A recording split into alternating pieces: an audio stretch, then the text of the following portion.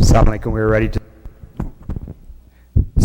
ready to start the English Munja, so we kindly request everybody to come inside. We'll be starting with Hadith Kisa recited by Brother Shabir. Please recite it aloud, Salawat. Allahumma salli ala.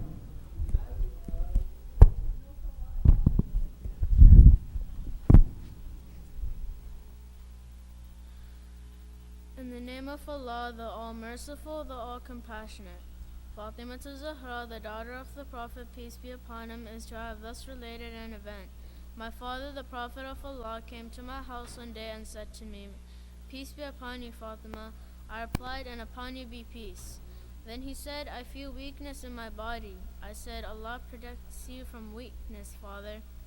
He said, "Fatima, please bring the Yemeni cloak and cover me with it." So I brought the Yemeni cloak and covered him with it. Then I looked at him and saw that his face was shining like a full moon with its glory and splendor.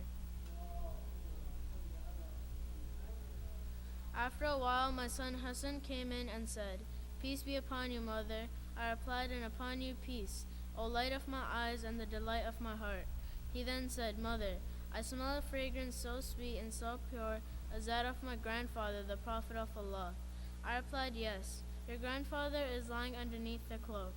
Hassan went near the cloak and said, "Peace be upon you, my grandfather, the Prophet of Allah. May I enter the cloak with you?" He replied, "And upon you peace, my son and the master of my fountain. You are given the permission to enter." So Hassan entered the cloak with him. After a while, my son Hussein came in and said, "Peace be upon you, mother." I replied, "And upon you peace, O light of my eyes and the delight of my heart." He then said, "Mother, I smell a sweet fragrance like that of my grandfather, the Prophet of Allah." I replied, "Yes, your grandfather and your brother are lying underneath the cloak." Hussein stepped towards the cloak and said, "Peace be upon you, my grandfather, the chosen of Allah. May I enter the cloak with you?" He replied, "And upon you peace, my son and the interceder of my followers. You are given the permission to enter." So Hussein entered the cloak with him. After a while, Abu Hassan Ali ibn Abi Talib came in and said, "Peace be upon you, O daughter of the Prophet of Allah, and upon you peace, O father of Hassan and the commander of the faithful." He then said, "Fatima, I smell a sweet fragrance like that of my brother, my cousin, the Prophet of Allah." I replied, "Yes, he is underneath the cloak with your two sons." So Ali went near the cloak and said, "Peace be upon you, Prophet of Allah. May I enter the cloak with you?" He replied, "And upon you peace, my brother, my legatee, my successor, and my standard bearer. You are given the permission to enter." So Ali entered the cloak with them.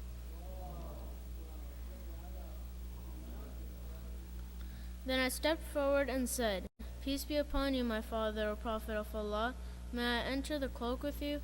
He replied, "And upon you peace, my daughter, O part of myself. You are given the permission to enter." So I entered the cloak with them.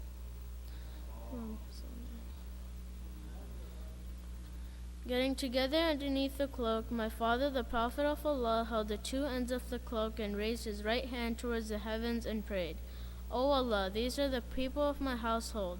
These are my confidants and my supporters. Their flesh is my flesh, and their blood is my blood. Whoever hurts them hurts me too. Whoever displeases them displeases me too. I am at war with those at war with them. I am at peace with those at peace with them. I am the enemy of their enemies, and I am the friend of their friend. They are from me, and I am from them. O Allah, bestow your blessings, benevolence, forgiveness, and your pleasure upon me and upon them, and keep away impurity from them, and keep them thoroughly pure." Then the Lord Almighty Allah said, "O my angels, O residents of my heavens, verily I have not created the erected sky, the stretched earth, the illuminated moon, the bright sun, the rotating planets, the flowing seas, and the sailing ships, but for the love of these five lying underneath the cloak." Gabriel, the trusted angel, asked, "Who are under the cloak?" The Almighty answered, "They are the household of the Prophet and the assets of prophethood.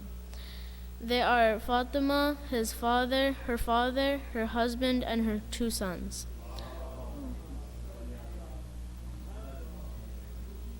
Gabriel said, O Lord, may I fly to earth to be the sixth of them? Allah replied, Yes, you are given the permission. Gabriel the trusted landed near them and said, Peace be upon you, O Prophet of Allah. The All-Highest conveys his peace on you and his greetings and says, By my honor and glory, O my angels, O residents of my heavens, verily I have not created the erected sky, the stretched earth, the illuminated moon, the bright sun, the rotating planets, the flowing seas, and the sailing ships, but for your sake and love. God has given me the permission to enter the cloak with you. May I join you, O Prophet of Allah? The Prophet replied, And peace be upon you, O trusted bearer of Allah's revelations. You are given the permission to enter. You are granted the permission. So Gabriel entered the cloak with us and said to my father, Allah sends his revelations to you. Verily Allah's desire is to keep away blemish from you, O people of household, and purify you with a perfect purification. Then Ali said to my father, O Prophet of Allah, tell me what significance has Allah given for getting together underneath this cloak? The Prophet replied, By him who rightfully appointed me a prophet and chose me a messenger for the salvation of the mankind. Whenever and wherever an assembly of our followers and friends mention this event, Allah will bestow on them His blessings and mercy. Angels will encircle them, asking Allah the remission of their sins until the assembly disperse. So Ali said, Verily by the Lord of Kaaba, we and our followers are the winners.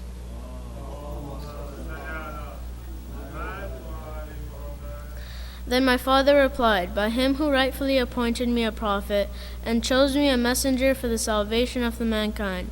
Whenever and wherever an assembly of our followers and friends mention this event, there shall remain none grieved, but Allah will remove his grief. There shall remain none distressed, but Allah will dispel his distress. There shall remain none wish seeker, but Allah will grant his wish. Ali happily said, Verily by the Lord of the Kaaba, we and our followers are the winners and the blessed, in this world and the next.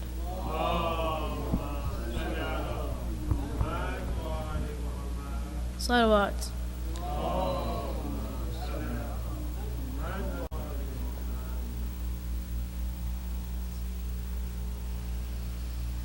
Fatima, you have given all of your family for Allah.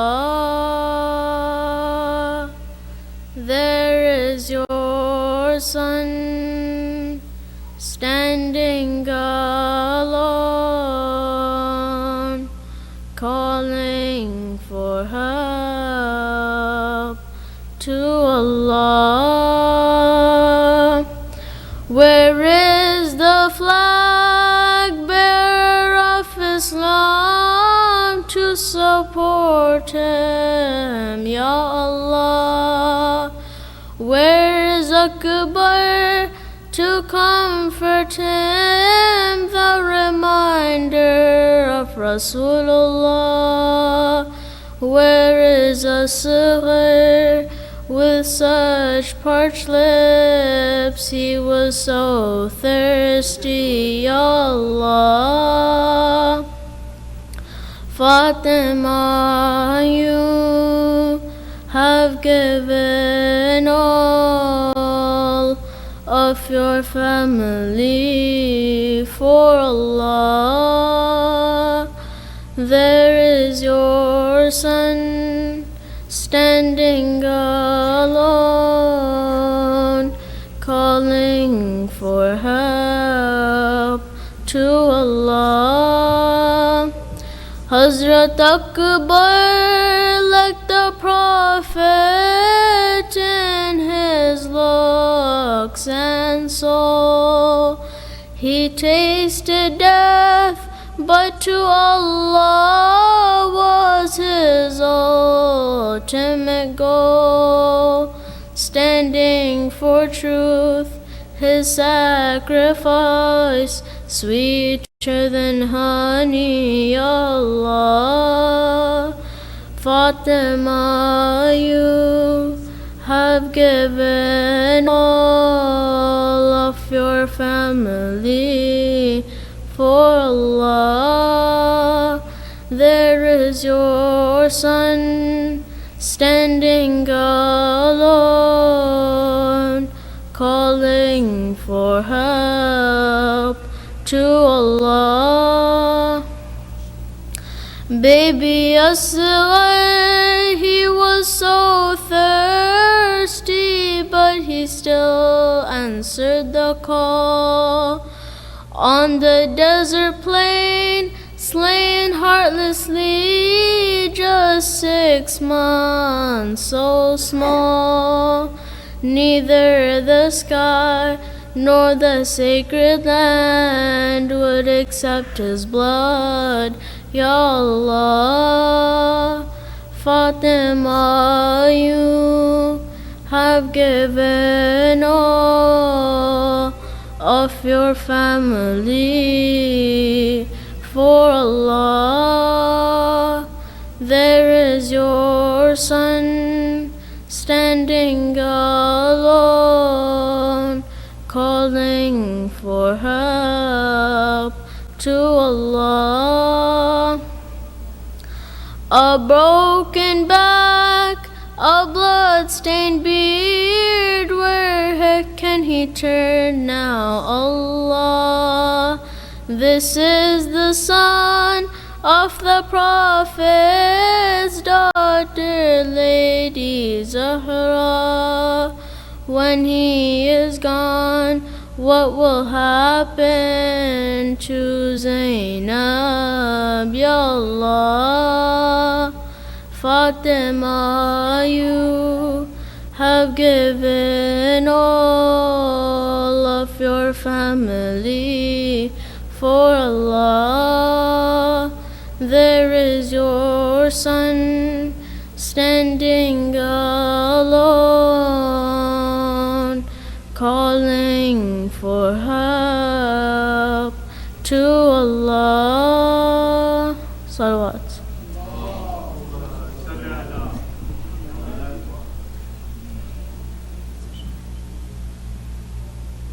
Please recite another loud salawat. Next, we're going to have a short surah recited by Brother Hamza. Please recite a loud salawat.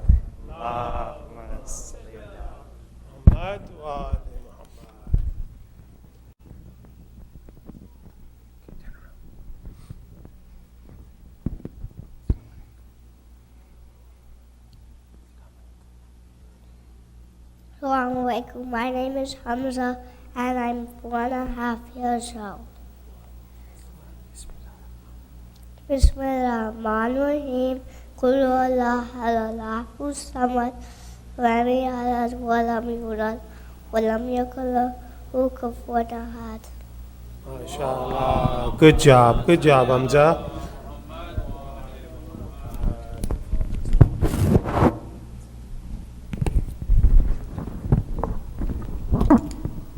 Please recite a loud salawat.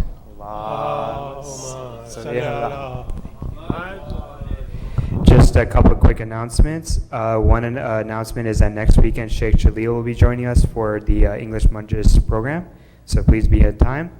And the second announcement is that if anyone wants to read any Hadith Qissa, Salam, or Noha, they can see Brother Amjad Sabar or Brother Mehdi Hassan to reserve your spot. Without further ado, I'd like to invite Sheikh to the member to recite the Munjis with a loud salawat. Allahumma salli ala Muhammad wa ali Muhammad.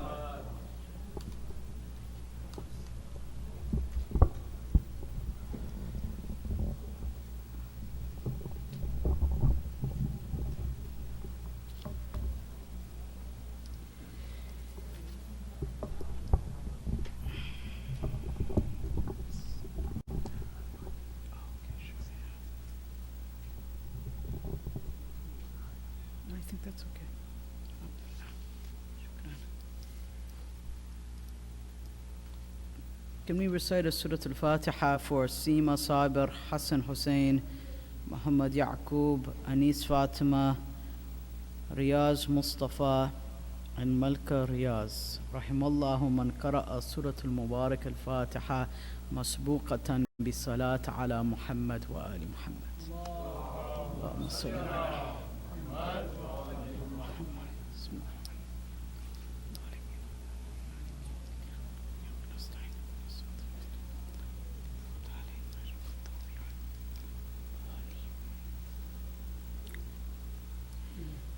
أعوذ بالله السميع العليم من اللعين الغوي الشيطان اللعين الرجيم بسم الله الرحمن الرحيم وبه نستعين والحمد لله رب العالمين والعاقبة للمتقين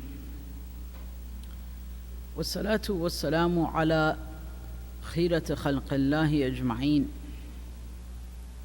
وهو رحمة الله للعالمين وهو أبو القاسم المصطفى محمد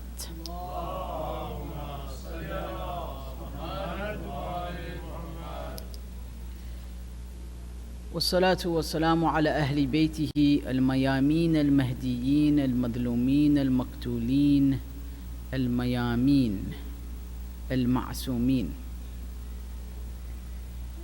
ولعنة الله دائمة على أعدائهم أجمعين من يوم عداوتهم إلى قيام يوم الدين أما بعد فقال الله تعالى في كتابه المجيد أعوذ بالله من الشيطان الرجيم بسم الله الرحمن الرحيم يا أيها الذين آمنوا قوا أنفسكم وأهليكم نارا وقودها الناس والحجارة عليها ملائكة غلاظ شداد لا يعصون الله ما أمرهم ويفعلون ما يؤمرون.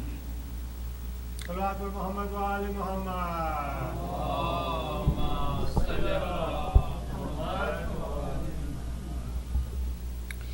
Continuing with the discussion about family, raising a family, and the dua for children from dua number 25 of Sahifa Sajadiyya of Imam Zain al-Abidin, we'll now move on to another section of the dua.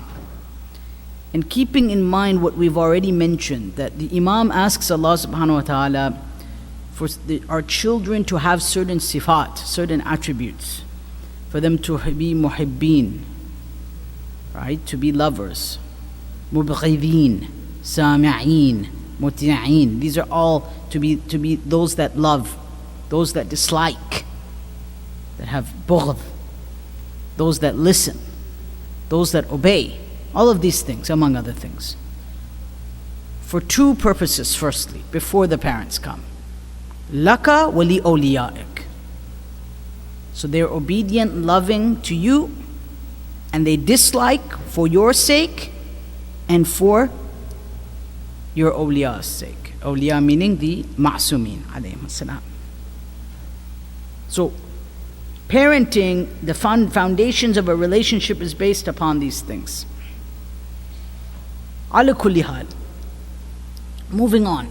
Then the Imam Salamullahi alayhi says something very interesting. Just pass it to me here because I can't reach there. Thank you. Jazakumullah khairah. Thank you.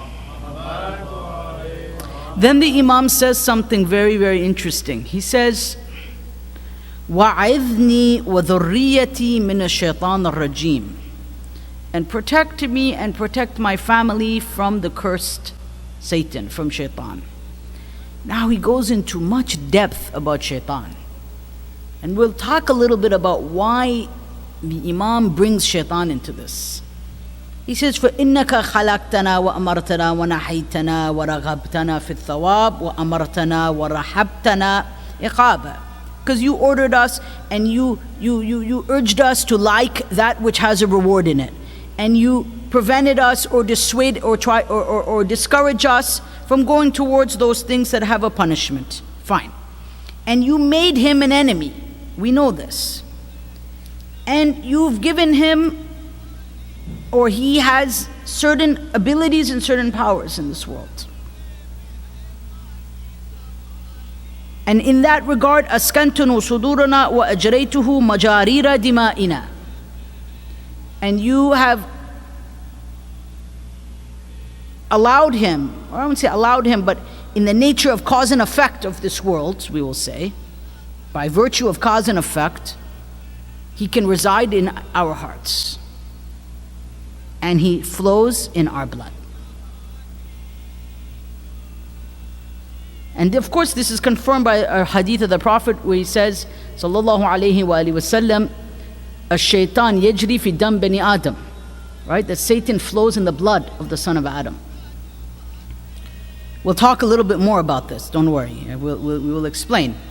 But just to take this a little bit more, Satan is a jinn. And now when you think of the word majnoon, majnoon literally means the one who's possessed by jinn. That doesn't mean that people that are present with mental health issues, with psychosis are possessed by Satan. But jinnah and majnoon has a connection to the whole idea that we live in a world of porous borders. We live in a metaphysical world of porous, which is porous. There isn't a solid wall between us and them. This is what Imam Zayn al-Abidin is saying.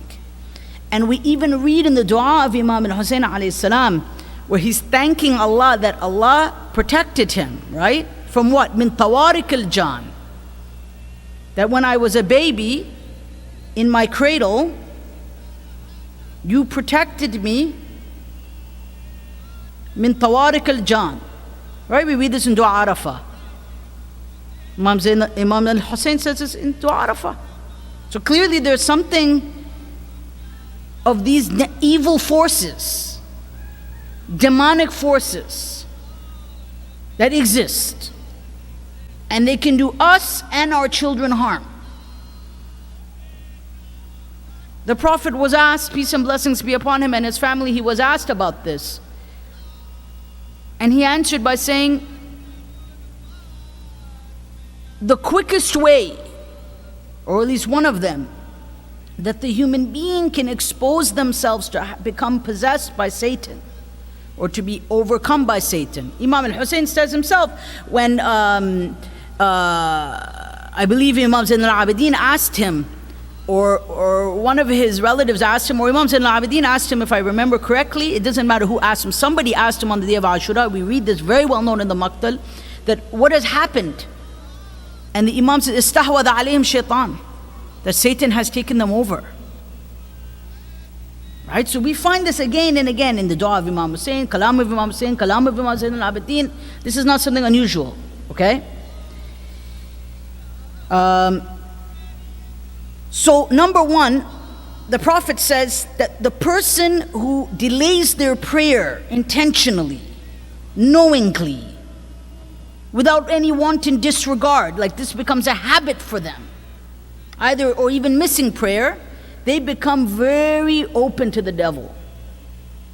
Because prayer is a protection from possession. Prayer is a protection from the devil entering your heart. As Imam said, askantanu fi sudurina, or askantanu sudurana, not fi sudurina. That the way our hearts are is that they're porous. So he can enter. That means the forces of Satan, his waswas, can enter, right? We read in the traditions that Satan, when he comes, or his army, it's a long discussion about junud al-shayateen and all of these things, but we read in the early texts by people like Al-Karajiki and others, these are the great scholars of the early period of Ghaiban, you can look in Kanz al-Fawaid and these other texts, it's not unusual things, that it's like it hangs on the ear but you can't feel it and the whisper just enters your heart.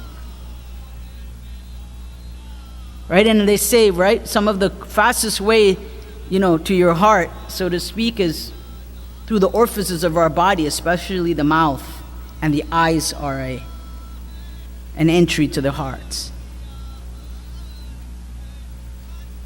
So possession, not in the way of what you think like The Exorcist or something like that, no. But possession can take place very fast and very quick. Very quickly.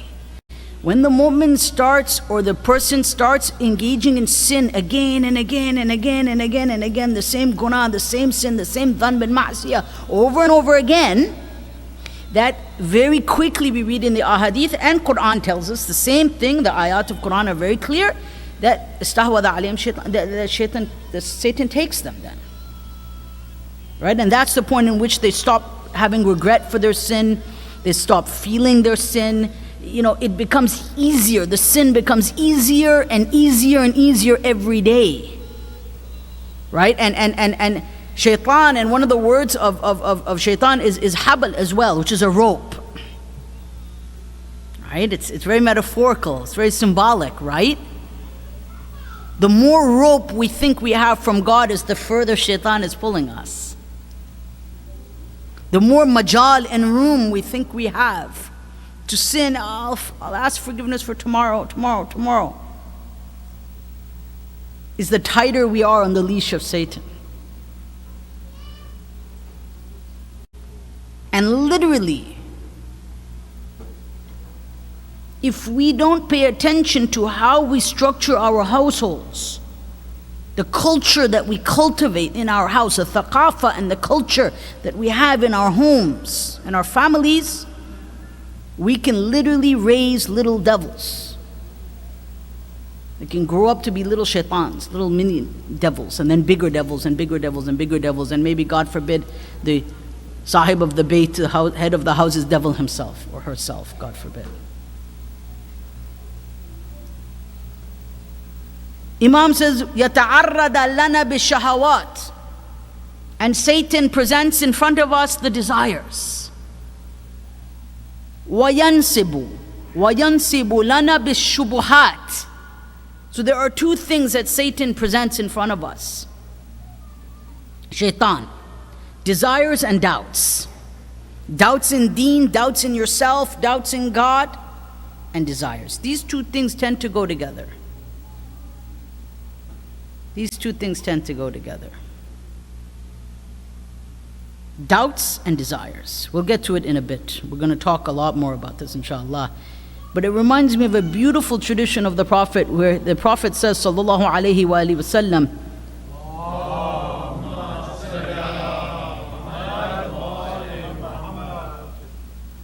حفت الجنة بالمكاره وحفت النار بالشهوات. That heaven is surrounded by the things that we tend to not like. And hell is surrounded by the things that we desire. How amazing psychology, huh? حفت الجنة بالمكاره وحفت النار بالشهوات. Remember a few nights ago I said that we live in an age of the spiritualization of desire. What do I mean by this? I mean that the actualization of one's desire is an end in and of itself. The articulation of an identity, whatever that identity be, is itself the end of one's life. It's the goal, it's the objective, it's the hadaf, it's the maqsad, it's the ghaya, it's the end point of someone's life, is their self-identification. This is exactly the meaning by, and Satan presents in front of you your desires, because the desires of human beings become a goal in and of itself. Right? And we read from Rob Dreher, a wonderful book, The Benedict Option. He says something so interesting. He says, Eros must be raised to the level of a religious cult in modern society, not because we really are that obsessed with it, but because the myth of freedom demands it. Eros, meaning intimate desires, must become at the level of a religious cult. Because when it becomes a religious cult, then you are truly exercising your hurriyat and your freedom in this world. This is exactly 100% the plan and barnamij and program and schedule of Satan. I don't think it could be a better description. This is exactly why he is aduun mubin. He is a clear enemy. And he has armies from the jinn and the ins. Right? As we read in the dua, oh Allah, protect me from ash-shayateen min al-insi wal jinn. Protect me from the satans, from the demons, from among the human beings and the jinn. Because human beings can take the form, metaphorically, of a Satan. Now imagine putting our kids in a school system that propagates this kind of idea. They're literally being babysat by shaitan from 8 to 4. If that is the case.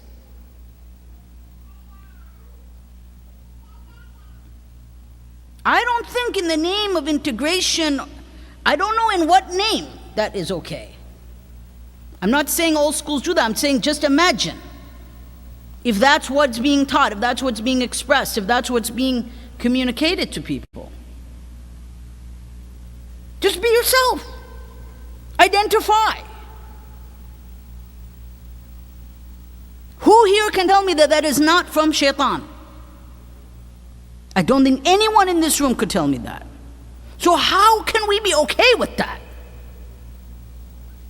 As a followers of Ahlul Bayt, this is a complete antithesis to Tawheed.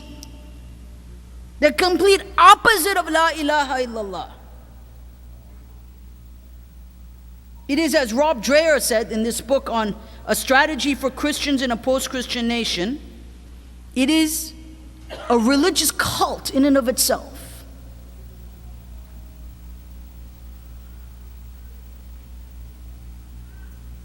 And we turn to Allah subhanahu wa ta'ala in this dua and we say, oh Allah, illa tasrif anna kaidah. That we will, unless you turn his plotting away from us. And this is a power of La ilaha illallah. This is a power of A'udhu billahi minash shaitanir rajim. This is a power of Surah Al-Falaq. This is a power of Surah Al-Nas. This is a power of Hadith Al-Kisa, of Ayatul Kursi, afwan. And of course Hadith Al-Kisa as well, but Ayatul Kursi most importantly here. Allah has given us the tools. Ad-du'a silahul mu'min. Supplication is the weapon of the believer. Right? Imam says himself, حَتَّى تَحْبِسُهُ عَنَّا بِكَثْرَةِ الدُّعَاءِ. Until you will block him, block these forces from us. How? بِكَثْرَةِ الدُّعَاءِ. By the constant supplication. By being people of worship. This is bringing us back to the hadith of the Prophet. That the one who misses his or her prayer, this is very important, mu'mineen. The one who misses their prayer, and especially makes a habit of it,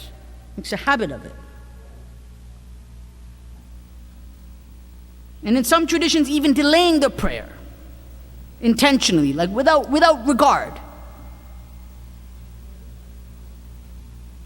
is themselves to blame if they become a little devil or a big devil themselves. Not Allah subhanahu wa ta'ala. He has given us all of the weapons in the arsenal of prayer and dua and Quran and iman. Shaitan cannot touch someone of iman. No way.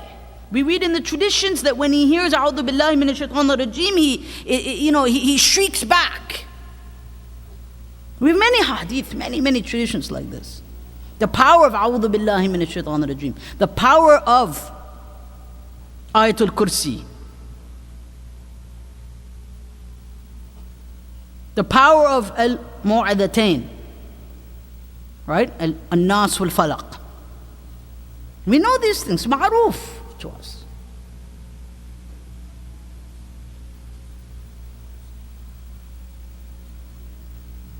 Then the Imam says, إِلَّا يستقين خباله يستزلنا. That without your protection, our minds will go crazy by his plotting. يستزلنا, that our aql, يعني fasad al-aql. This means khabal. It's very deep words here, that it's like his plotting, marketing. All of this enters the mind and the mind becomes confused. It doesn't know, am I seeing black or white? Night or day? Shubuhat, everything becomes confusing. We don't know. It's all a mirage. It's all a game. هذا خبال الشيطان. And it shakes the foundations of who we are. يستزلنا. Without the refuge of Allah subhanahu wa ta'ala.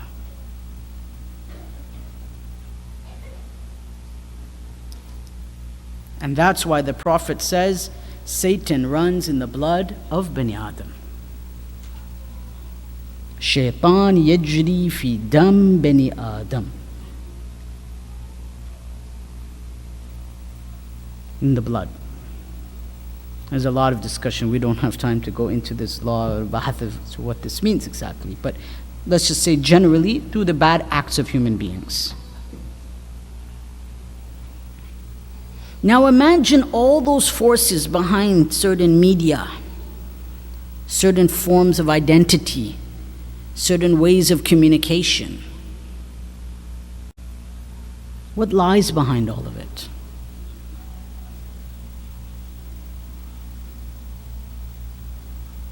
Did you know, we read also in a tradition, this is a little side note, interesting one here. له خرطوم كخرطوم الكلب. That Satan has a snout, like the snout of a dog. Imam al-Hussein before Ashura had a dream that a dog would be sitting on his chest. And when Shimr came to sit on his chest, he told him, أنت الكلب الذي رأيت. You were the dog that I saw, fi manami. You were the dog that I saw in my dream. And Shimr then began to stab the Imam over and over again. That Satan has a nose like a dog. Kind of looks like a dog, a protruding nose like a dog's nose. We have many traditions, many ahadith about this, many. And that Satan, that one whose heart was so sick and corrupt and so filthy, sat on the chest of Imam Hussein. But the interesting thing about the Ma'asum is this. We read this. This is our belief, Aqidah al-Imamiyya Ithna Ashariya, that the shayateen can inflict physical pain on Anbiya and on A'imma, salamullahi alayhim ajma'in, but they can never take their aql from them. Never. Everything that happened to Nabi Ayub, right? His illness, everything, forcing him out of the town. We know the story in the Quran. But they could never take the truth away from Nabi Ayub. Never. This is the power of the Ma'asum. This is what makes the Ma'asum different from us. That despite all the arrows that they threw on Imam Hussein, all the spears, all the rocks, the daggers, on and on, dirt, I mean the most terrible, barbaric form of violence. Yet he's saying, Bismillah wa billah wa ala millati wa sunnati Rasulillah. Imagine.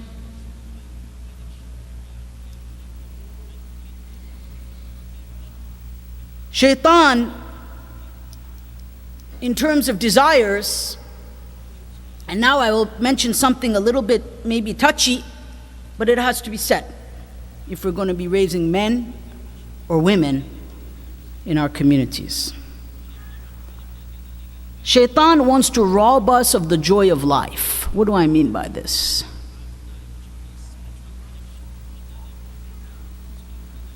Joy and happiness and sa'ada only has one source and one source only.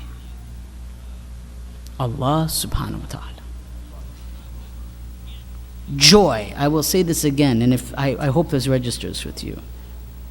Happiness only has one asl and one masdar and one source. And that is from our beloved Creator, Al-Khaliq. But we live a life, unfortunately, where we seek happiness from other outlets. And because of that, the human being cannot give their love to someone else. They cannot give themselves over to someone else in the bond of marriage, in a total, full sense of giving over themselves to that other person. And thus they think that the next relationship will be better. The next marriage will be better. The next temporary marriage will be better. The next this or the next zina, God forbid, will be better. I mean, there's no better than that anyhow. That's just sin after sin after sin.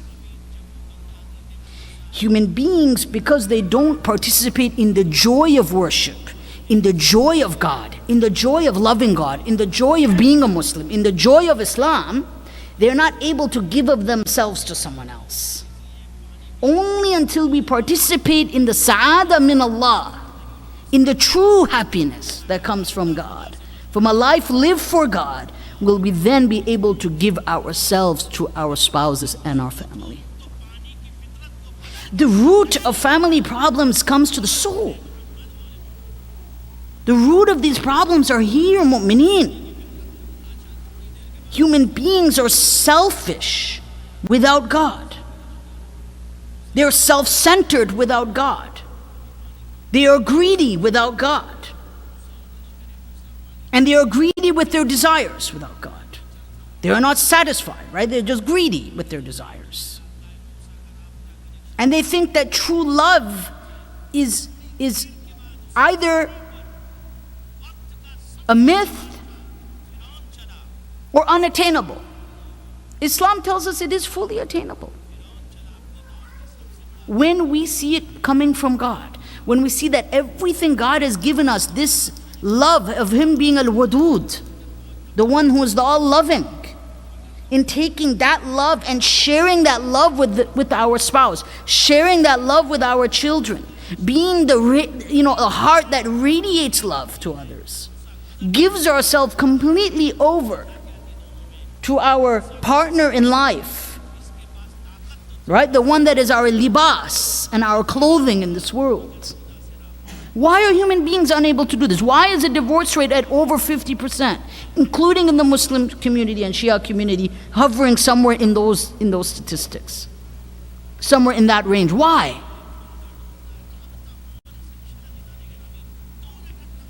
Because they have settled with mediocrity. They are either too jaded, cynical. They have a deep sense of avarice, greed for themselves. They don't want, there's some fear of giving themselves over. But that's what Allah precisely wants from us. That's what it means to participate in His love. Of course, for the sake of La ilaha illallah, for the sake of Islam, for the sake of pleasing Allah. That's what a true healthy relationship looks like.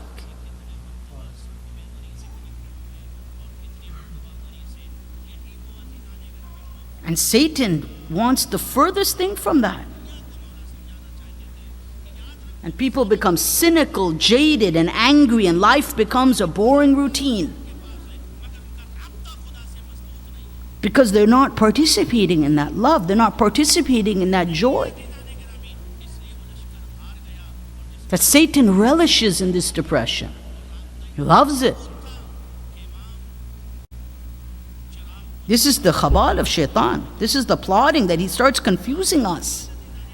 We're not sure of ourselves. We're not sure of where we are. We're not sure, is this right for me? Is this not right for me? Do I really love her? Do I not? Like 10 years into a marriage. Like, Baba, what's wrong with you? Wake up. You're sick. There's something wrong in your heart. Or likewise to the woman. What is wrong? You have children. How do human beings become so jaded and cynical and angry and depressed, constantly begging for validation and displeasing the people that are most important to them at the expense of others? The people that should matter most in the eyes of Allah, their hukuk and their rights. This is the greed. It may not even be greed for money, it could be greed for our own nafs, for our own self. This is precisely the two things that Satan brings in front of us: shubuhat and shahawat, doubts and desires.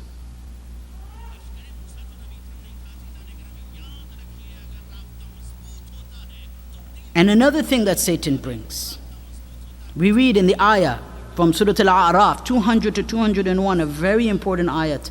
And I would like you all to memorize this verse, inshallah. It's a beautiful verse of the Quran. All verses are beautiful, but this is very important to the subject here.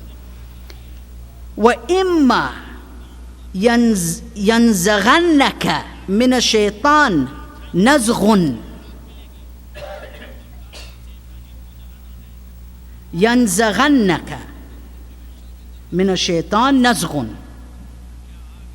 That if Satan comes to you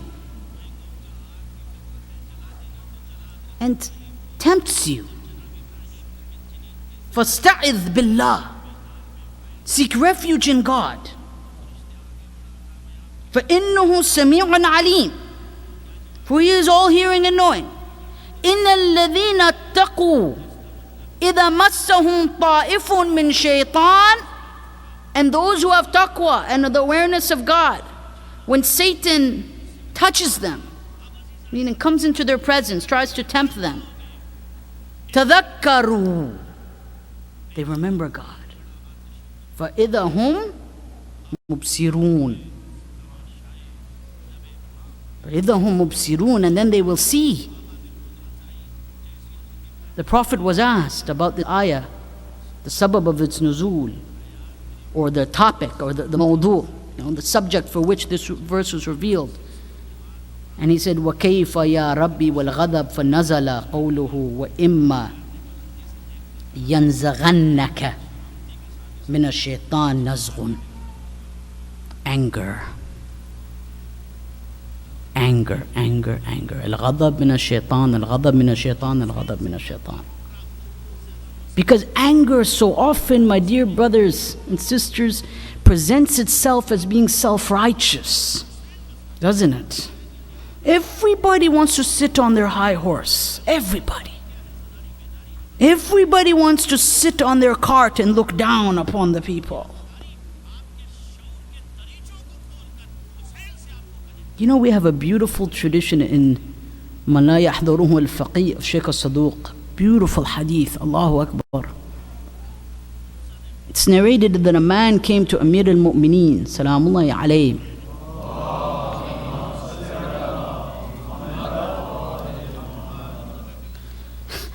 He says to him, يعني شكى إلى أمير المؤمنين عن نسائه. Comes to Amir al-Mu'mineen complaining about his wives. You know, I'm not saying people should have more than one wife. This was at that time. I always have to put these caveats. I get in trouble after then, you know. So, Amir al-Mu'mineen, so he comes complaining to him. He says, this happened and this happened and this happened. Let us even assume for a moment that he may be right. Let us assume. هو على الحق. It's true. Look at what Maulana Amir al-Mu'mineen tells him. This should be a lesson for every one of us in this room tonight. For both our women and our men, and our boys and our girls. Amir al-Mu'mineen says, دَارُهُنَّ عَلَى كُلِّ حَالٍ وَأَحْسَنُهُنَّ فِي كُلِّ الْمَقَالِ. Tolerate them, be with them in every situation. Bear it. تحمل. And use the best of words when you speak. That's not what he was expecting. He was expecting to say, leave her, divorce her, run away. Huh? Is that the answer Maulana Amir al-Mu'mineen will give? No. That's the answer that shaitan will give. Or maybe a bad friend. I think bad friends, they tend to be quite a bit sometimes. They make the worst problems in these situations. The advice of a rohani, of a spiritual person, is different from the advice of a friend who doesn't maybe know alif from ba or ta from ta. This is the advice of Maulana Amir al-Mu'mineen. Why? Because al-ghadab min ash-shaytan, the guy was angry. He was angry, right? He wanted to vent, he wanted to blow off some steam. In that moment, a lot of things happen. Murder, divorce, adultery, right? It's the opposite of what the Aimma teach us. But this is exactly what Satan brings in front of us, the desire for anger. The desire to feel vindicated, to feel that I am right. Even if you are, is it worth burning your house down? Is it worth it? Have you really contemplated to Allah, sought true spiritual advice?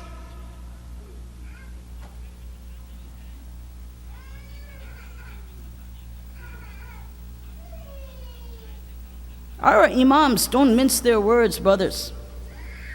The madhab of Ahlul Bayt is very straightforward. It is intellectually honest. And sometimes it's a bitter pill for some of us to swallow. Because it requires us to break the ego within, to shatter it, to snap it in half. And to look at what's best for my family, what's really best for my children. For both our sisters and our brothers. Not one, it takes two to come together. And when children are raised in that environment, then naturally they will learn how to behave. When they're raised by parents who control their impulses, who control that inner rage, who perform wudu, who go for a walk, who rest, who take the name of Allah subhanahu wa ta'ala, who attend the majlis of Imam Hussein, because there's no greater shifa. After, of course, the wajibat and the dhikr of Hussein is a cleaning of our souls.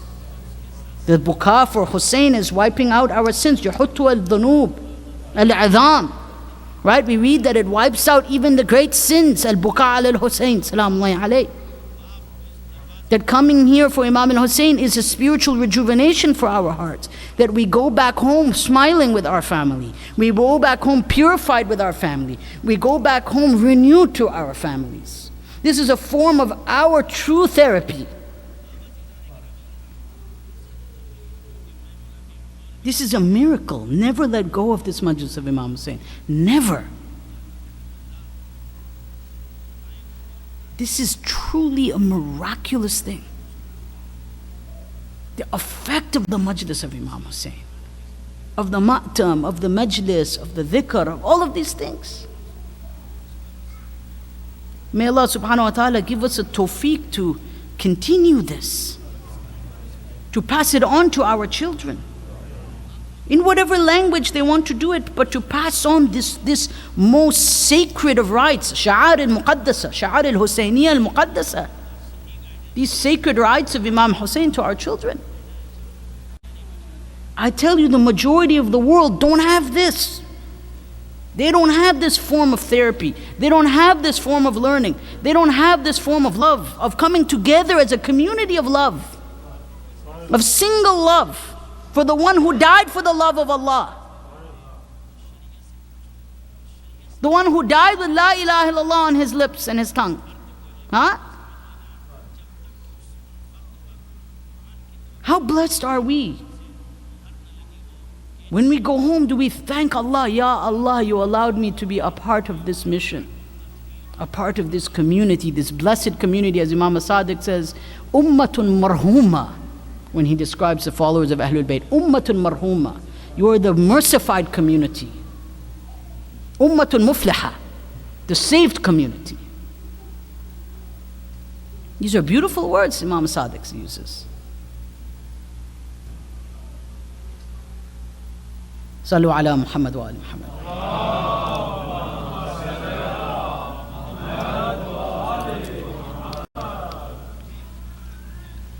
Imam Zain al-Abidin, in a supplication where he speaks about shaitan, or the protection against shaitan rather, he says something, another very interesting point, very deep point. He says, Allahumma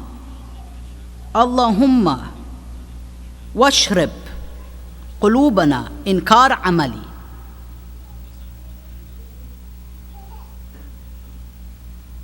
That, oh Allah, let our hearts to be consumed with rejecting the action of shaitan. Meaning the heart can do iqbal or inkar towards shaitan. Either the heart is receptive to the satanic movements, the demonic movements, all that moral ambiguity and confusion out there, or the heart dislikes it. When the heart dislikes it, you shall know that you are inshallah on Sirat al-Mustaqim. This is one of the signs. This is one of the signs of being on the path of Iman. That maybe someone is unable to say something, but in their heart they dislike it. At least here it has to be disliked. So even if our children cannot say certain things because of the society or the situation, fine. Nobody's saying to go say anything to anyone and create problems for people. No. But at least in their heart they know, and you know, and I know, that I dislike it. That doesn't impinge on anyone's rights. That doesn't impinge on anyone. That's the least. Alal aqal, like at the bottom. Imagine, Imam has a dua for this. Subhanallah. A dua for this, something that we, may take for granted. Imam has a supplication for it. And this is very much related to the ayah of Quran from Baqarah 93, where Allah subhanahu wa ta'ala says, "Ushribu fi qulubihim al-ajla bi kufrihim." That what happened to Bani Israel? Ushribu fi qulubihim, that their hearts were consumed with this cow. They became mesmerized by it. That their disbelief, their covering up of the truth, got to such a point that their hearts became consumed by this so-called miraculous cow that was, making funny noises and sounds that they thought were miraculous, and they started worshiping it. But this calf here is really symbolic of the calf of desires. It's not just a cow. It symbolizes something. The obsession with things that are not true, that are not haqq, that are not tayyib, that are not halal, that are not pure and clean and good for us. Right? The heart becomes obsessed, and the heart then consumes it. Ushribu fi qulubihim al-ajla. What an amazing ayah. What a deep expression, that their hearts literally consumed the cow. Consumed. Why? Because the brain is like that too, isn't it? Right? It's like it has all these receptors. Depending on the culture, the environment, the people that they meet, the brain is affected by it. It absorbs things. Our heart absorbs what it is surrounded by, what it loves, what it's mesmerized by. As they say, you are what you eat. You are what you love. If you're going to eat junk food every day, you're going to have a junk body. If you're going to look at junk, you're going to have a junk mind and a junk soul. Junk in, junk out. That's cause and effect. That's the way God has created the universe. And the ayah of Quran and the dua of Imam Zain al-Abidin testify to this reality.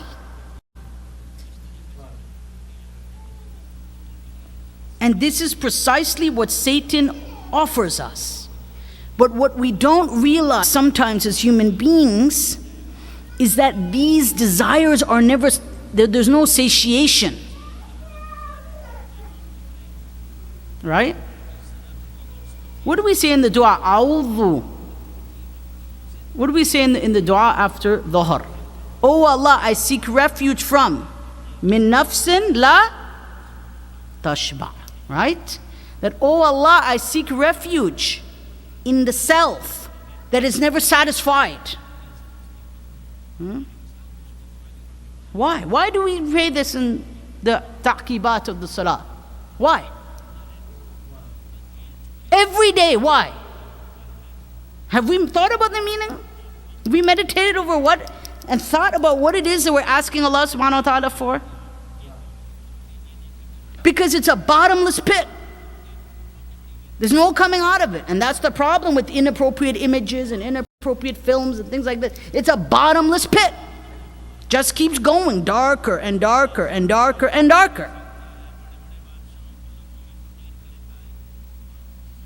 Or engaging in sin, or chasing after power and wealth and prestige. This is what happened to the killers of Imam al-Hussein. But we are not in that situation, inshallah. We are Hussainis. We are those that follow in the path of Imam al-Hussein alayhi salam. That everything they did to the Imam, they could never take his will away from him. Everything they did to Sayyidah Zainab alayhi salam, they could never take her will away from her. Because she had no desire for what they offered. He had no desire for what they offered. Imam Zain al-Abidin had no desire for what they offered.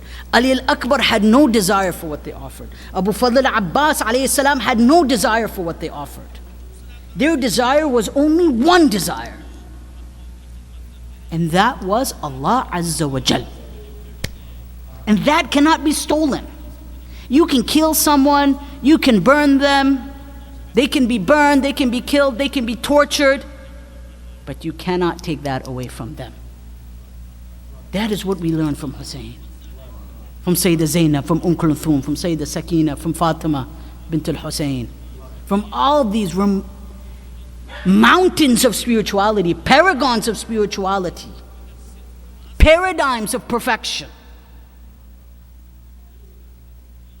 If this is the case, then who is the Rasul? Do we even know who Rasulullah is then? If this is the grandson of Rasulullah, who takes pride in being a follower of Rasulullah, who takes pride in being the grandson of Rasulullah, then who is the messenger of Allah himself? Who? If their honor is through their connection to the messenger of Allah, right? Sibte Rasulillah, right? The grandson of the Prophet. The one that the Prophet described that he is from me and I am from him. Hussein did not describe the Prophet that way. The Prophet does not get his fadila from Hussein. Hussein gets his fadila from the Prophet. Yes? Hussein did not give the Prophet his title. Allah inspires the Prophet and the Prophet tells Imam al-Hussein. So in reality, of course, every Imam Hussein's fadila is from Allah as well, of course. But it is the Prophet in the human world that grants that to Hussein. So then who is Rasulullah? If the mu'min is consumed with these questions, then I think they will stay away from the other things I've described. Sallu ala Muhammad wa ala Muhammad.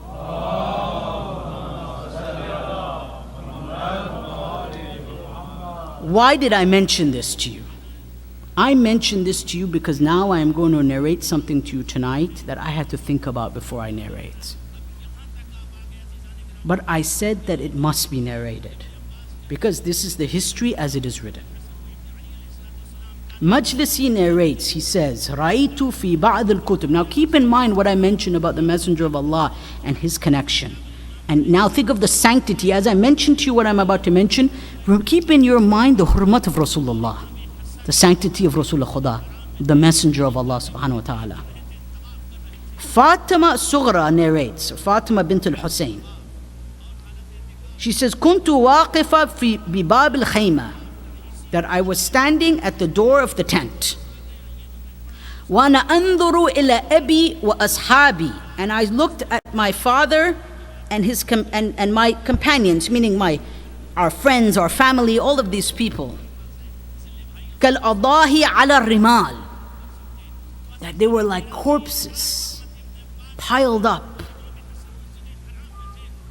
And I began to think to myself, what is next for us? Take your heart, think of the terror of a child. She says, I saw their bodies being trampled by horses. And she begins to say, what will happen to us now? Will we be killed or will we be imprisoned? This was a serious question. Imagine a young girl, the granddaughter of Rasulullah, has to ask herself, will I be killed or will I be imprisoned? At the hand of so-called Muslims. She then says that a man came on a horse, began riding towards me, بِرَجُلٍ عَلَى ظَهْرِ جَوَادِهِ يَسُوقُ النِّسَاء بِقَعْبِ الرُّمْحِ. And he began hurting the women with the end of a spear. And the women began to console one another. This is the tragedy narrated by Fatima bint al-Hussein herself. She's narrating to us what happened in Karbala. She says that the man began prodding us and hurting us with the end of a spear. The women were clearly terrified. Each woman was giving the other woman comfort at this time now. And then it says, وَقَدْ أُخِذَ مَا عَلَيْهِنَّ مِنَ الْأَخْمِرَ وَأَسْوِرَ. That the akhmira, how do I even translate this? This is very difficult to translate. To use the English word here is very difficult. Not because I don't know the meaning, but because it's a very difficult thing to say. Akhmira is the veil. That our veils were snatched and our bracelets were snatched. Akhmira wa aswira. And then they began to scream, Wa Jadda, Wa Muhammada, Wa Abata, Wa Aliya. So as she says, she is narrating that as our outer garments were snatched from us, as our bracelets were taken from us, the ladies began to scream, Wa Aliya, Wa Aliya, Wa Qillata Nasira. Oh, few helpers that we have. They then begin to scream, is there anyone that will come to our aid? Is there anyone that will help us? Is there anyone that will come to our aid? Think of the sadness, brothers. I'm just narrating this to you. Ya Sahib al-Zaman, Ya Zahra, how do we relate what happened next? Fatima bint al-Hussein alayhi salam says that my heart began to race. فَطَارَ فُؤَادِي. My heart began to beat fast within my chest. وَإِرْتَعَدَتْ فَرَائِسِي. And I began to tremble with fear. I started looking right. I started looking left. I started glancing towards my Aunt Kulthum.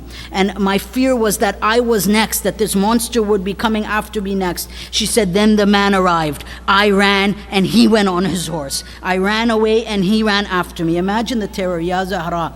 So I thought I would just give up and submit to him. She says that I was numbed with fear. He stood over me in his horse. When he had his spear between my back, I fell onto my face. He tore my ears. He tore the earrings from my face. He tore off my maqna and my veil. He left me bleeding. وَدِمَا تُصِيلُ عَلَى خَدِّي عَلَى خَدِّي وَرَأْسِي تَصْحَرُهُ الشَّمْسِ. And she says it's as if my head was melting under the sun. She says as he beat me, as he took the earrings, the blood was running onto my face. And I was feeling as if the sun was baking over my head.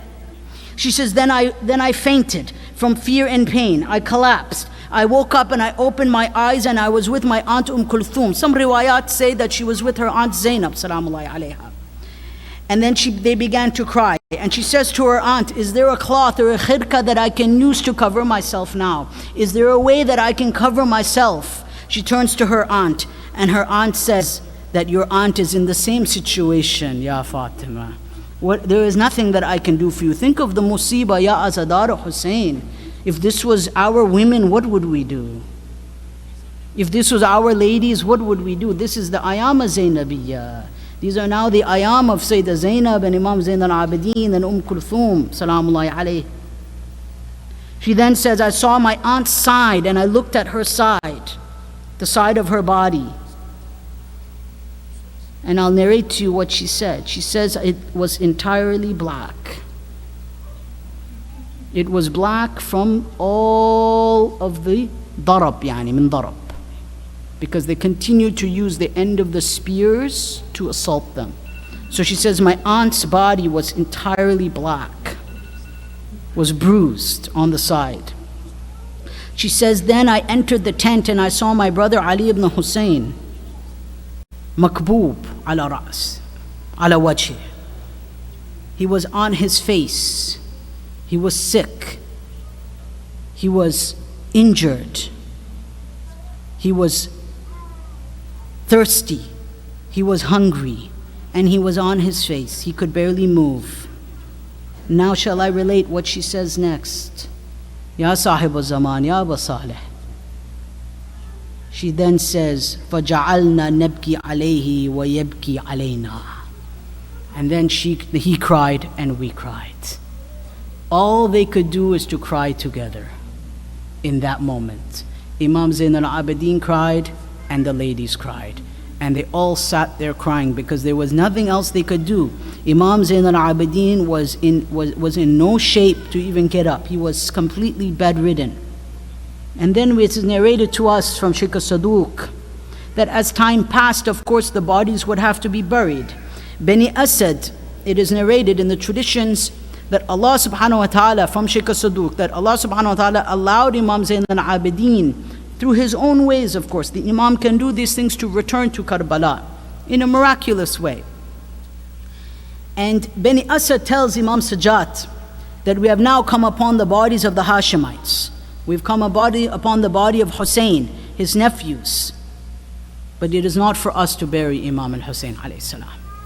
It is now for you to do this. At this point, imagine the emotions of Imam al-Sajjad alayhi salam. He began to hug his father's lifeless body, saying, Wa abata, biqatlik, qarrat uyun shamitin. That by your death and your killing, those who hate you have become happy. Those enemies have become happy. Ya abata biqatlik, farihat banu Umayyah.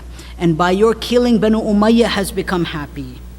But he says, oh my father, with your killing our sadness is prolonged. Imam then dug a grave for his father. He buried Imam al-Hussein alayhi salam. Some traditions state that he wrote on top of the grave, هذا قبر الحسين قتل عطشانا غريبا. That this is the grave of Hussein. He was killed thirsty and gharib, alone and estranged. He then turns to Bani Asad. Is there one left? They said, yes, Abu Fadl al-Abbas. We need you to take care of Abu Fadl al-Abbas. He then found the body totally covered in arrows. He fell onto the body. He started kissing the body of his uncle Abbas alayhi salam. Remember, the love between Abbas and Imam Zain al-Abidin is very well known, because on the day of Ashura, when Imam al-Hussein went to give farewell, he met Imam Zain al-Abidin for the final time. And do you know what some of the final words of Imam Zain al-Abidin was to Imam al-Hussein? We read in the Maqatil literature. He says, where is my uncle Abbas? Imam turns to Sayyidah Zainab, quiet. Basically, what do we tell Ali ibn Hussein? And that's when Imam al-Hussein says that shaitan has taken them and your uncle is now dead. He then buries Abu Fadl al-Abbas alayhi salam. The Imam then went back to Bani Asad. He identified Habib ibn Badahir for them as well. They were wondering who this person was. He tells them, I am your Imam, and then he disappears. But the other question is, Mu'mineen, what happened to the head of Imam al-Hussein alayhi salam? What happened to the head? What was the story of this? We read in the Maqatil of our great ulama that there's one narration that after the head of Imam al-Hussein was presented to Ubaidullah ibn Ziyad, it was given to Khuli. Khuli took the head home. He had two wives, Tha'laba and Madriya. He came to his wife Madriya and she said, Ma hadha, what is this head? He says, this is a rebel. Or rather, he responds, he says, this is the head of Hussein ibn Ali, and with this head will come the money of the world. She turns to him and says, are you crazy? You are becoming an adversary and an enemy of Muhammad al-Mustafa on the Day of Judgment. She says, I cannot be your wife anymore. I cannot be from your family anymore. And she took a rod and hit Khuli over the head with it. He then goes to his next wife in Kufa with the head of Abu Abdullah. She then asks, who is his head? Now he says that this is a head of a rebel, a Khariji against Ubaidullah ibn Ziyad, someone that rebelled against Ubaidullah ibn Ziyad. She asks, what is his name? He didn't give it. He left the head in the dirt, the tradition says, and he put it in a bucket. Khuli took the head of Imam al-Hussein and put it in a bucket. That night, Tha'laba came to see the head, and when she saw the head, she saw Nuran Sati'a, a column of light coming from the head of Imam al-Hussein, saying, وَسَيَعْلَمُ الَّذِينَ ظَلَمُوا أَيَّ مُنْقَلَبٍ يَنْقَلِبُونَ. Hearing this ayat of Quran coming from the mouth of Imam al-Hussein alayhi salam, that the enemies of Allah, the oppressors, will see their day. She saw a light coming from it. And the recitation of the Quran, she heard the noise of thunder, knowing that this is the tasbih of the malaika. She went to her husband and told him what she saw and what she heard. He said, look, this is a head of a rebel. Don't you want money from Yazid? She says, who is he? He says, this is Hussein ibn Ali. She began to break down in tears. She began cursing her husband. You have harmed the Prophet Muhammad regarding his family. Do you not fear Allah? Do you not fear Allah subhanahu wa ta'ala? You think it is halal for you to cut the head of the grandson of the Prophet? She left in tears. She lifted her head up and she lifted the head of Imam al-Hussein and she began to kiss it. She kept kissing and she said, La'nallah qatiluk. May Allah curse your killer. She's addressing Imam al-Hussein. May Allah's la'na, may Allah curse, may Allah remove His mercy from the one who killed you. Muhammad al-Mustafa will be the enemy of this killer on the Day of Judgment. And then she went to sleep. She's narrating in her dream, not that, this is what she's narrating, what she saw in her dream. She says, then I saw in my dream as if the house was split in two and the light was coming out of it. فَجَاءَتْ سِحَابْ بَيْضَاء فَخَرَجَ مِنْهَا إِمْرَأَتَانِ. And two women came. This is in her dream what she's seeing, right? And she said these two women took the head of Imam al-Hussein and they began kissing and they began putting it in their lap and they began crying over the head of Imam al-Hussein alayhi salam. And then she turns to them, Billah man antuma. By Allah, who are you two women? Who are you two? Right? And this is narrated in the books of our Maraja and great scholars. The first one says, Ana Khadija bint Khuwaylid. I am Khadija. And shall we narrate who the second woman is? Shall we narrate who the second woman is? وَهَذِهِ إِبْنَةِ فَاطِمَةَ الزَّهْرَى. And this is my daughter Fatimah Zahra alayhi salam. We have come to thank you. You are beloved in paradise. In the morning, Khulu came to get the head and she said, divorce me now. I am not giving you this head. So he killed her and took the head. And we know this because Khuli was in possession of this. Now I'll just end with one narration to you, Mu'mineen. We read in the traditions, this is somehow we're thinking of Fatimah Zahra alayhi salam now. We read in Risalatul Hukuk and in the supplications that the mother will give anything for the child. The mother will give her clothes for her child. The mother will give up her food for the child. The mother will give her water, up her thirst for the child. The mother will sit in the heat so the child can be in the cool, right? This is the rights that the child has. This is the love that Allah puts in the heart of a mother for her baby and her children. So what would have Fatimah Zahra done on the day of Ashura? What would have she done to protect her son Hussein alayhi salam? I don't know why I'm thinking about this. The love between a mother and her son. What would have she done seeing her son ala Shatt al-Furat, at the edge of the Furat, Atshan and Ghariba, thirsty and alone, with no one, تحت الثرى, on the sand by himself. على لعنة الله على قوم الظالمين. ماتم حسين.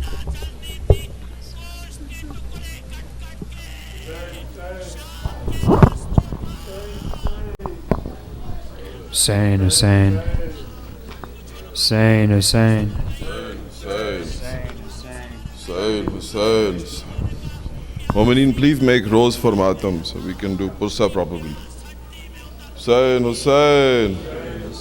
Hussein, Hussein. Hussein, Hussein. Hussein, Hussein. Hussein, Hussein.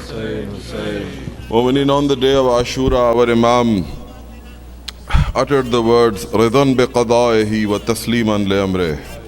I am content with what Allah has destined and I submit to His command. And in this Noha, we recall the moments at which the Imam may have recited these words. So please join us. Hussein, Hussein. Hussein, Hussein. Hussein, Hussein. Hussein, Hussein. Hussein, Hussein. Hussein, Hussein. Hussein, Hussein. Do you hear Ridan bi qadaihi on the lips of Aqa Hussein? Do you hear Ridan bi qadaihi on the lips of Aqa Hussein? Do you hear Ridan bi qadaihi on the lips of Aqa Hussein? Do you hear Ridan bi qadaihi on the lips of Aqa Hussein? Everyone, do you hear Ridan bi qadaihi on the lips of Aqa Hussein? Matam louder. Do you hear Ridan bi qadaihi on the lips of Aqa Hussein? Do you hear Ridan bi qadaihi on the lips of Aqa Hussein? Everyone, do you hear Ridan bi qadaihi on the lips of Aqa Hussein? When he says taqaddam ya Ali, when he says taqaddam ya Ali, when he says taqaddam ya Ali, enter the battlefield. Do you hear Ridan bi qadaihi on the lips of Aqa Hussein? Do you hear Ridan? Everyone! On the lips of Aqa Hussein. Do you hear Ridan bi qadaihi on the lips of Aqa Hussein? As he hears the call of Al-Qasim, as he hears the call of Al-Qasim, as he hears the call of Al-Qasim, Ya Ammu adrikni. Do you hear Ridan bi qadaihi on the lips of Aqa Hussein? Everyone, do you hear Ridan bi qadaihi on the lips of Aqa Hussein? Do you hear Ridan bi qadaihi on the lips of Aqa Hussein? When he hears the cries of Al-Atash, when he hears the cries of Al-Atash, when he hears the cries of Al-Atash from the camps of Ahl Haram, do you hear Ridan bi qadaihi on the lips of Aqa Hussein? Do you hear Ridan bi qadaihi on the lips of Aqa Hussein? Do you hear Ridan bi qadaihi on the lips of Aqa Hussein? When he runs toward Abbas Jari, when he runs toward Abbas Jari, when he runs toward Abbas Jari, as he sees the standard fall, do you hear Ridan bi qadaihi on the lips of Aqa Hussein? Do you hear Ridan bi qadaihi? Everyone! Hussein. Do you hear Ridan bi qadaihi on the lips of Aqa Hussein? As he takes the slaughtered body of, as he takes the slaughtered body of, as he takes the slaughtered body of Asghar to Rubab. Do you hear رضا بقضائه on the lips of Aqa Hussein? Do you hear رضا بقضائه on the lips of Aqa Hussein? When he hears Sakina bewailing, when he hears Sakina bewailing, when he hears Sakina bewailing, to not leave us, Baba. Do you hear Ridhan biqadaihi on the lips of Aqa Hussein? Do you hear Ridhan biqadaihi? Everyone. Do you hear Ridhan biqadaihi on the lips of Aqa Hussein? As he hears the pleading of Zainab, as he hears the pleading of Zainab, as he hears the pleading of Zainab, Mahalan yabna Zahra. Do you hear Ridhan biqadaihi on the lips of Aqa Hussein? Do you hear Ridhan biqadaihi on the lips of Aqa Hussein? As he feels the dagger on his neck, as he feels the dagger, everyone, as he feels the dagger on his neck, as he feels the dagger on his neck, and says, Inna lillah. Do you hear Ridhan biqadaihi on the lips of Aqa Hussein? Do you hear Ridhan? Everyone, he on the lip, louder, Hussein. Do you hear Ridhan biqadaihi on the lips of Aqa Hussein? Do you hear Ridhan biqadaihi on the lips of Aqa Hussein?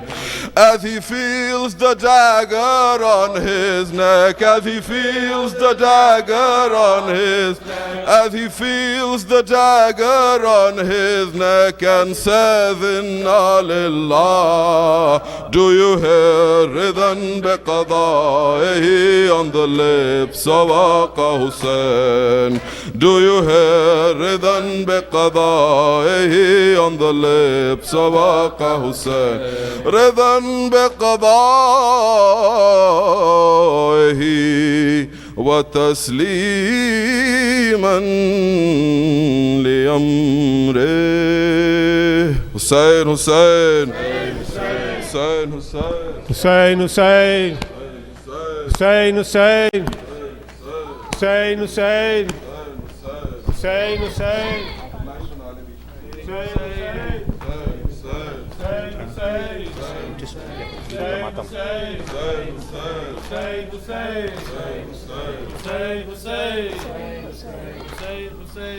Hussein, Hussein, Hussein, Hussein, Hussein, Hussein, ya Hussein, Hussein, Hussein, Hussein, Hussein, Hussein, Hussein, ya Hussein. Allahu Akbar, this is the call of Ali Akbar for the salat. Ali Akbar, this is the call of Ali Akbar for the salat. Ali Akbar for the salat. You be the witness, he has the surah. You be the witness, he has the surah. He has the seerah of Mustafa. Hussein, Hussein, Hussein, Hussein, Hussein, Hussein, ya Hussein. Hussein, Hussein, Hussein, Hussein, Hussein, Hussein, ya Hussein. Forgive me, Mawla, I am the one who severed your access to Al-Qamar. Severed you, Mawla, I am the one who severed your access to Al-Qamar. Severed your access to Al-Qamar. Hureriyahi, you are the free one. Hureriyahi, you are the free one. In both the dunya and akhirah. Hussein, Hussein, Hussein, Hussein, Hussein, Hussein, Ya Hussein, Hussein, Hussein, Hussein, Hussein, Hussein, Hussein, Ya Hussein. Oh, Akka, let me go fetch some water for thirsty children from Al-Furat. Akka, let me go fetch some water for thirsty children from Al-Furat, for thirsty children from Al-Furat. Oh, will you come back, Ya Qamar Hashim? Oh, will you come back, Ya Qamar Hashim? Oh, will this be to your al-wida? Hussein, Hussein, Hussein, Hussein, Hussein, Hussein, Ya Hussein. Hussein, Hussein, Hussein, Hussein, Hussein, Hussein, Ya Hussein. Ya Ammu, tell me, will I be counted among the martyrs of Karbala? Ya Ammu, tell me, will I be counted among the martyrs of Karbala? Among the martyrs of Karbala. Oh, nephew Qasim, you are a hero. Oh, nephew Qasim, you are a hero. You are the warith of Mujtaba. Hussein, Hussein, Hussein, Hussein, Hussein, Hussein, Ya Hussein. Hussein, Hussein, Hussein, Hussein, Hussein, Hussein, Ya Hussein. Ya Ammi, I hear my father calling, Hal min nasiri ansurna. Hal Ammi, I hear my father calling, Hal min nasiri ansurna. Hal min nasiri ansurna. I may be Asghar, my heart is Akbar. I may be Asghar, my heart is Akbar. I am the grandson of Murtada. Hussein, Hussein, Hussein, Hussein, Hussein, Hussein, Ya Hussein. Hussein, Hussein, Hussein, Hussein, Hussein, Hussein, Ya Hussein. Hussein, Hussein, Hussein, Hussein, Hussein, Hussein, Ya Hussein. Hussein, Hussein, Hussein, Hussein. Hussein, Hussein. Hussein, Hussein. Hussein, Hussein. Hussein, Hussein. Hussein, Hussein. Hussein, Hussein. Inna Allah ma sabirin. Inna Allah ma sabirin. Inna Allah ma sabirin. Inna Allah ma sabirin. Inna Allah ma sabirin. Inna Allah ma sabirin. Inna Allah ma sabirin. My father was dying of thirst by the side of the river. People wouldn't give us water, though we had children with us. Oh, people, give us water. We are the Prophet's household. Haqqali, inna Allah ma sabirin. Inna Allah ma sabirin. Inna Allah ma sabirin. Inna Allah ma sabirin. Who will look after us now that we have lost Abbas and Akbar and Qasim, who were the light of our house? How can we not remember how Asghar has been slaughtered? Haqqali, inna Allah ma sabirin. Inna Allah ma sabirin. Inna Allah ma sabirin. Inna Allah ma sabirin. Sajjad is all alone now. No one is there to help him. He preached his words to people. I am the Prophet's grandson. People, don't hit me with stones. Don't you know I've no helpers? Haqqali, inna Allah ma مع صابرين إن الله مع صابرين إن الله مع صابرين إن الله مع صابرين حق لي Hussein, oh Hussein, Hussein is the king, Hussein is the prince, Hussein of Karbala, Hussein, Ya Hussein, Ya Hussein, Ya Hussein, Ya Hussein, Inna Allah ma sabirin, Inna Allah ma sabirin, Inna Allah ma sabirin, Inna Allah ma sabirin, Inna Allah ma sabirin. إن الله مع الصابرين Hussein Hussein Hussein Hussein Hussein Hussein Hussein Hussein Allah. Yes.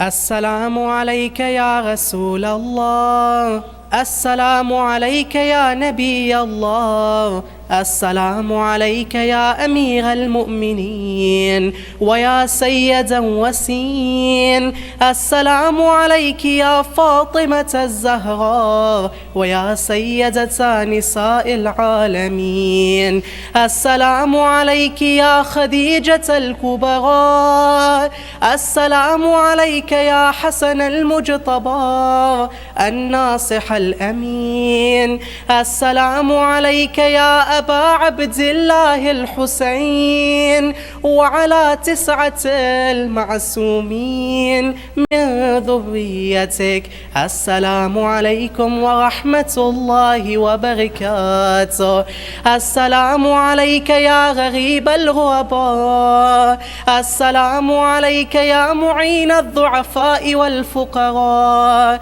السلام عليك يا شمس الشموس ويا أنيس النفوس أيها المدفون بأرض توس يا علي بن موسى أيها الرضا كن شفيعنا وشفيع والدي في يوم الجزاء السلام عليكم ورحمة الله وبركاته السلام عليك يا مولاي يا صاحب العصر والزمان السلام عليك يا خليفة الرحمن ويا شريك القرآن ويا إمام الإنس والجان سيدي عجل الله تعالى فرجك وسهل الله مخرجك وظهورك وجعلنا من أنصارك وأعوانك جميعا ورحمة الله وبركاته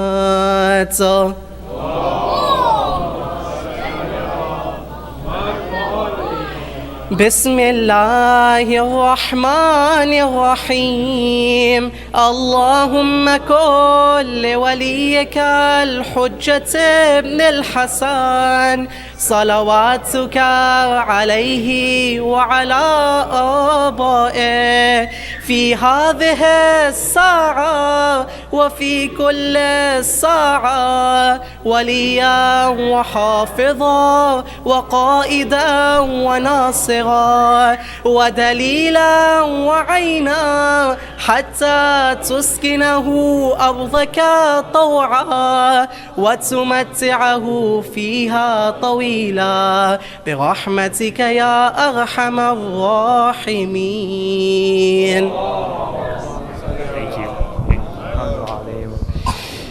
Thank you. We kindly ask all the young youth to come shake Maulana's hand. Inshallah, we'll have English Majlis next weekend with Sheikh Jalil. We request everybody to be on time. We're ready for Salah. And we are getting ready for Salah.